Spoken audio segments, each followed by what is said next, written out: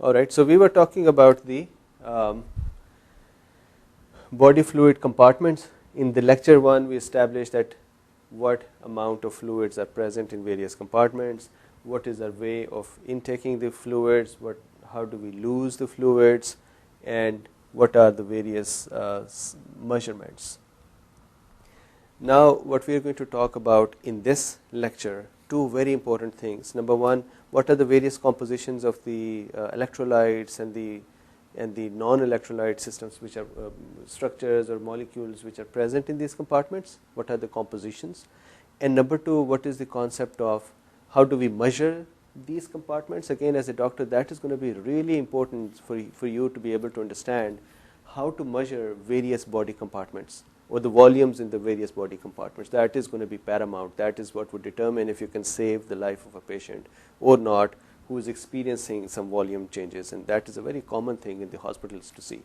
Renal failures and the liver failures and the GIT hemorrhages and the accidental hemorrhages and the accidents and the traumas, burns, all these things can alter the body fluids. Even the endocrine system, antidiuretic hormone and the thyroid and the adrenocortical hormones or mineralocorticoids and those cortisol, many hormones and many body pathologies actually alter the body fluid compartments, which then create secondary pathologies or secondary effects. So you should really be aware of how to understand what are the compositions of the compartments and how the homeostasis works in them. Then in normal physiological case, so that these were pathological situations, in normal physiological case, if I take too much water, my kidneys are tasked to take care of that extra water which I've taken. If I take too much salt, my body is tasked to understand how to handle that salt and how to bring the osmolarity back to normal. So for all of those situations, we have to understand how to interpret the situation. So it is a physiological mechanism to handle the osmolarities and the volumes. It is a pathological mechanism that these osmolarities and volumes can become undesirably changed, and then as a doctor your job is to actually change them back towards the normal. So really important stuff. So let's start from what are the various compositions inside these volumes. So the first thing, I'll start with the intracellular. So as we talked about it, about 74 trillion cells.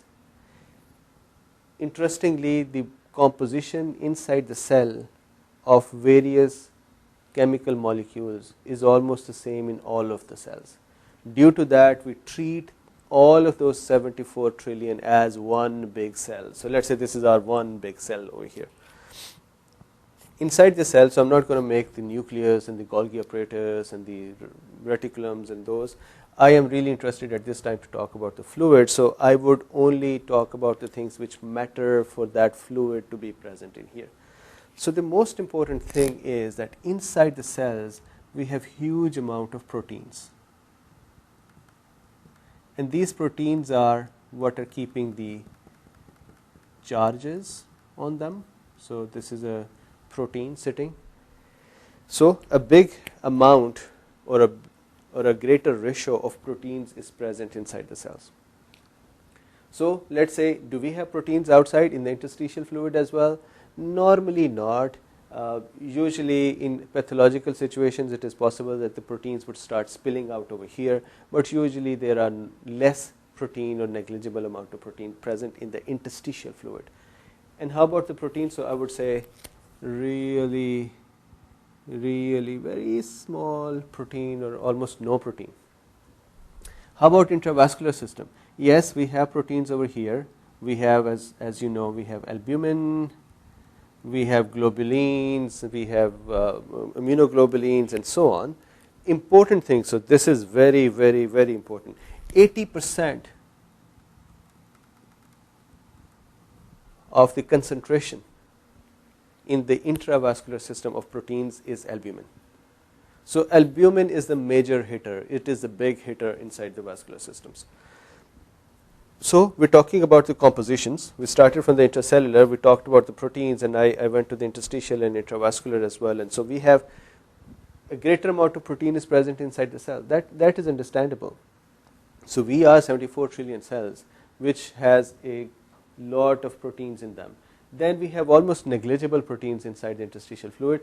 In pathological conditions, proteins can appear, for example, after the inflammation or after the infections and so on.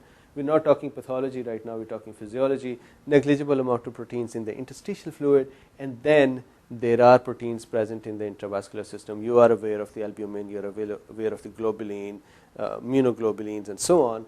Out of those, 80% are albumin.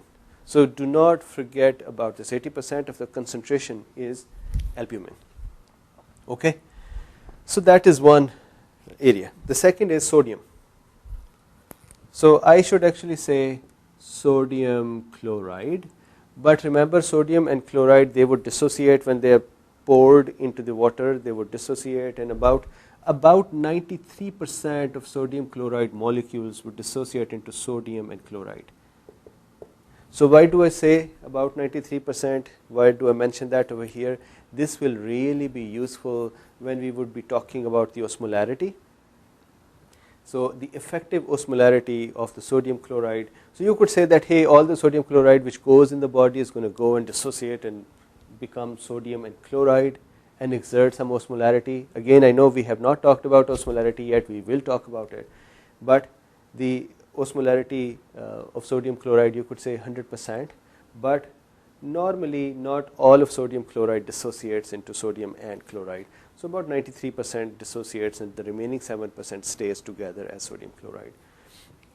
So sodium and chloride are very important factors. Sodium and chloride are primarily present in the extracellular fluid.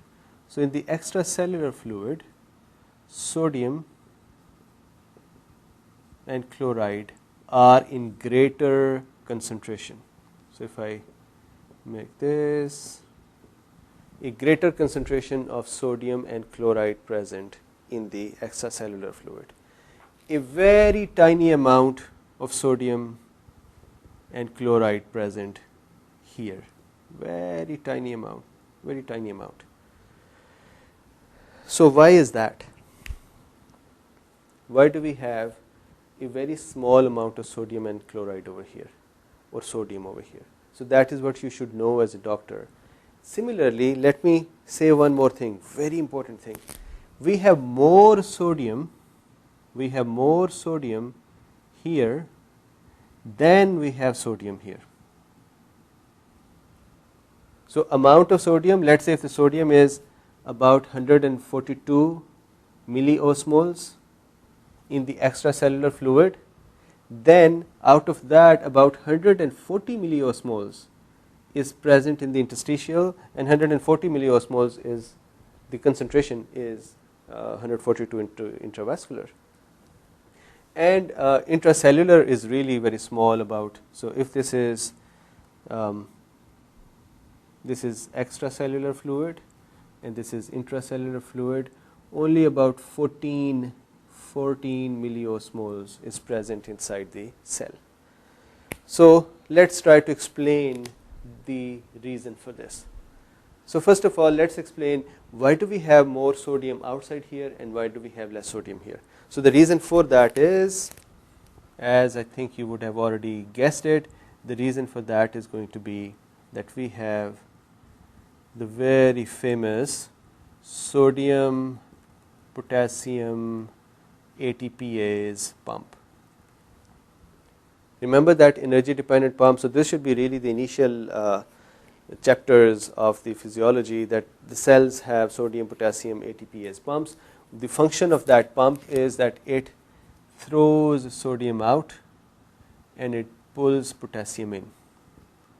So if this pump was not working, so you should see it this way, if this pump was not working, then what would happen? Well, the sodium would diffuse into the cell. Sodium can diffuse in the cell, and it does slowly diffuse in the cell. There are special channels for the sodium to go in the cell as well. So if you have read the action potentials, you know that there are special channels which are sodium channels, and they are used when they open, the sodium goes inside the cell in a burst. But even after those channels, we